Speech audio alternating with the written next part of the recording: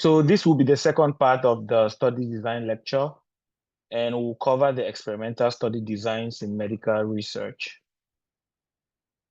So in terms of the outline, we are going to look at these key aspects. We'll not go into much detail. It's a very detailed topic, so we'll provide the basics that permit people to dive in deeper, depending on whether they are interested to do so. So we'll cover the idea of controlled versus uncontrolled, trials, randomization and blinding, self-controlled and crossover, historical and external controls. So what makes a study experimental? In experimental studies, the key idea is that the researcher assigns the intervention.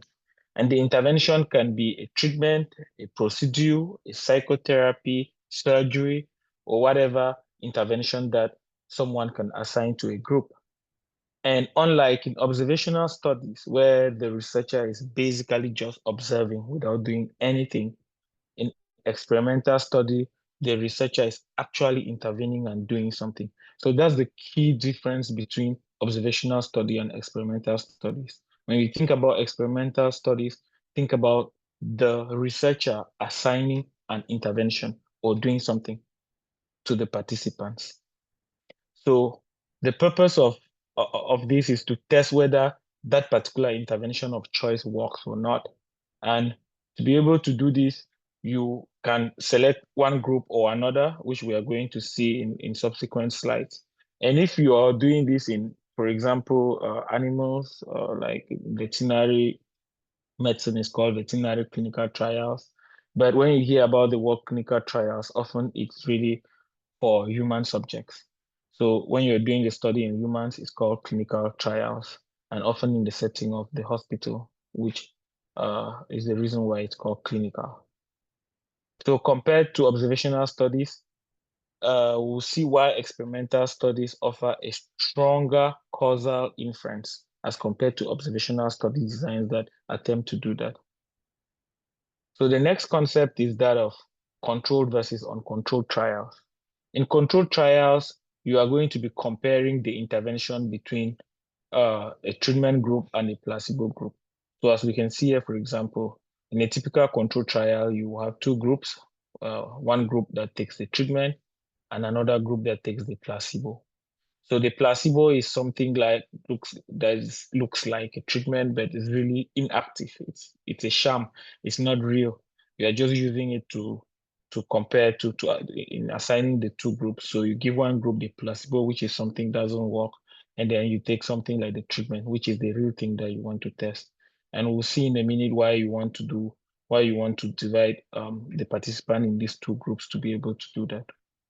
And the real reason is that if you are trying to assess, for example, let me say whether a drug is effective or whether a drug works, you want to be sure that for you to draw a conclusion, you can isolate the treatment effect from the noise, because there are a lot of things that will kind of cloud the treatment effect. And this could be all sorts of biases, confounding, and so on.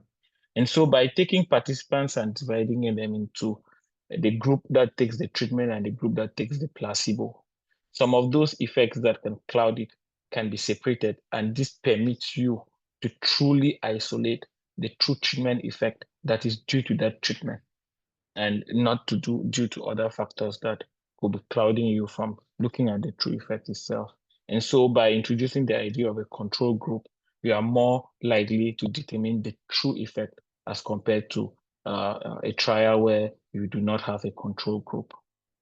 And so for that reason, trials that have a control group are kind of considered some sort of a gold standard. And we'll see other ways that you can continue to optimize this reduction of noise and optimizing for getting to the true effect. Unlike controlled trials, you have uncontrolled trials. And you can see here, in uncontrolled trials, there is no control group. So you have one single group, and that group you take those participants and you measure the treatment effect in one group. And so there is no comparison group, and you only describe what happens after the treatment. And so for that reason, without the control group, you're going to have higher risk of bias, and you can easily draw false conclusions. And the reason for this is that you cannot truly tell very well with accuracy whether the effect that you've observed is due to the treatment itself or other factors. For example, the treatment can vary by age, it can vary by some other, maybe sex, it can vary by some other factors, maybe the physician selection bias in the way that the physician selected the participants, maybe some other factor. So when you do not have that other group, it's really hard for you to tell if the effect that you're seeing is truly due to the treatment or maybe some other factors. So on top of the idea of a control trial, you can introduce randomization, right? And so the concept of randomized control trial means that you take a treatment, you get a control, and you kind of do some random assignment into people who belong to each of the groups. And this process is done randomly so that you can ensure that people are in one group or another based on chance. And as you can see here, those who go into the treatment group versus those who go into the placebo group are assigned purely by chance. So there are various methods that this is done. Statisticians usually have very sophisticated ways that they do it, ensuring that you have divided the two groups in a way that they are not susceptible to the bias of those who are participating who are investigating in the trial.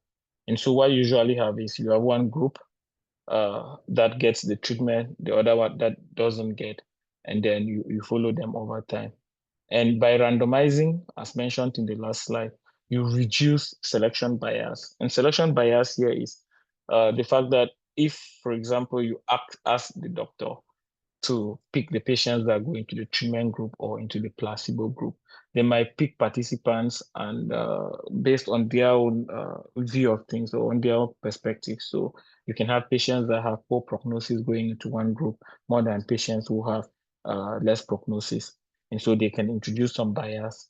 And also the idea of confounding, which is confounding just means other things that could explain the outcome or that could kind of modify the outcome.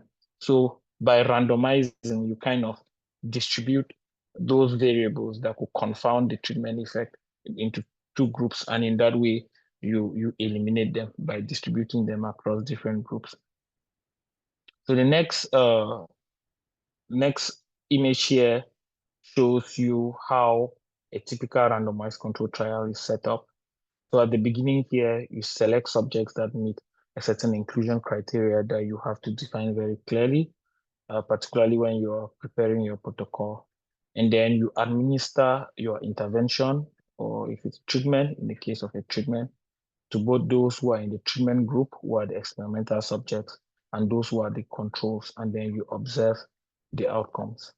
So this is a typical flow of a randomized control trial with two arms, one the treatment arm and the placebo arm. The next here is an example, and this is a trial that was done in 1989, which is a trial that kind of provided the information that aspirin reduces heart attacks in healthy men. So they took 22,000 male doctors who did not have a heart attack, who had not had heart disease before, and they randomized them to those taking aspirin that's 325 milligram versus those who are taking something that looks like aspirin but is inactive, that's a placebo. And they followed them for 5 years.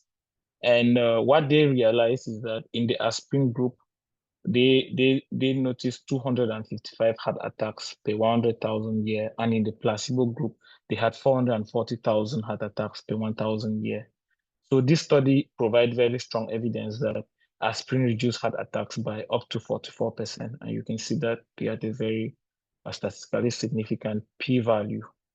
However, the study did not notice any reduction in cardiovascular deaths between the two groups. So another concept which is really, really very important is that of blinding.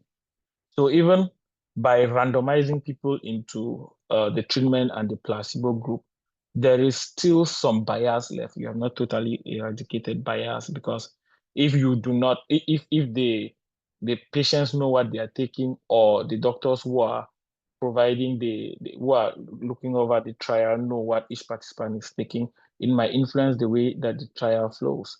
And so the idea of blinding kind of helps in solving this.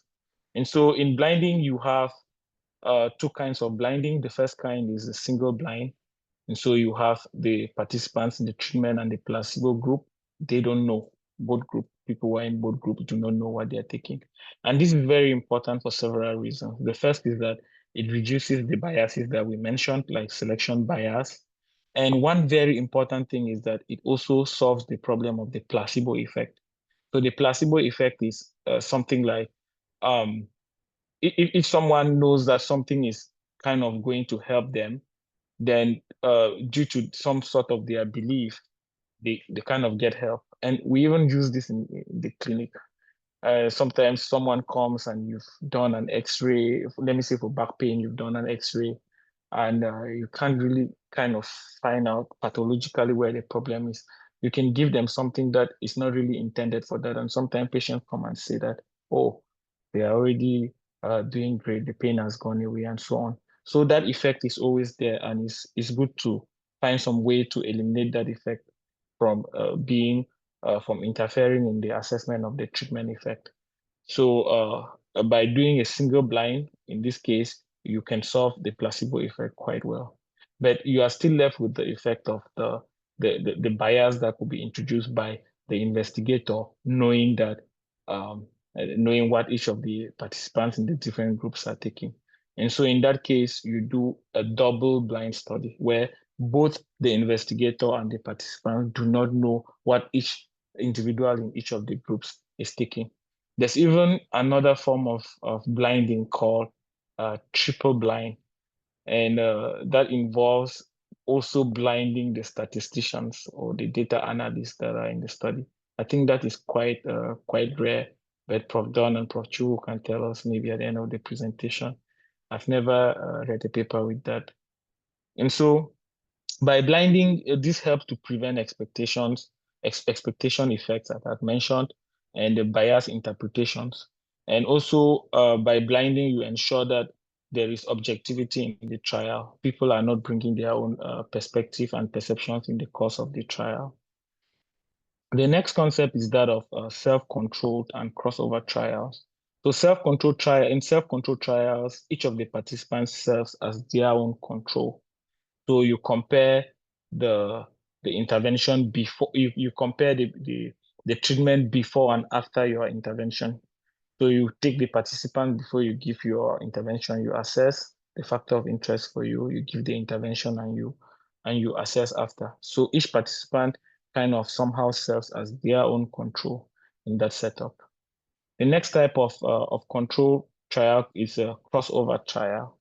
And let's look at how it operates. So you take participants at the beginning here. You do as you do in a normal control trial. You assign some in the experimental groups and some in the control placebo group, and you assess the outcome. And then you give them a certain period called the washout period for the treatment effect to fade. And then you cross them over. So people who were in the control group become the experimental group, and people who are in the experimental group become the control group. And then you offer the intervention again and you assess the outcomes. And this is really very important. It has some benefits over the regular control trial. And one of the key benefits is that it eliminates variability between individuals. Remember, you're going to be measuring treatment effects across several individuals, and individuals vary. So by having an individual take both the treatment and the control or the placebo, you kind of eliminate those variabilities that exist between the different intervals. This is also something very useful if you have ethical concerns, like for example, you might be worried that people who are in the other group might not benefit from the treatment. People who are in the placebo might not benefit from the treatment. By allowing every participant to go through both the control phase and the treatment phase, they can be able to benefit from the treatment. But the problem with this design is that if the treatment effect does not wash out, if it's somehow permanent, then it's difficult for you to implement it, as it will move, as the treatment effect will still exist in the second phase. So this is only feasible if this washout period is real, if the effect actually diminishes over time in such a way that you can switch the groups. The next is the idea of external and historical control. So in external controls, you have your subjects in the experimental group, but the control group is really other studies. So it's really a totally external study. And so you get their results and you compare. And in historical controls, it's quite similar to external controls. And so you want to just look at any patients that were previously treated. The concern with this is that medical practice evolves and the population also evolves, as well as the context. And so you can be comparing, for example, your patients today with maybe results that were gotten 10 years ago. A lot would have evolved. So it's not really very effective in that regard. So this is a summary. I will include this in the slides because we have a good number of slides. I will just leave this here. So it compares these different aspects.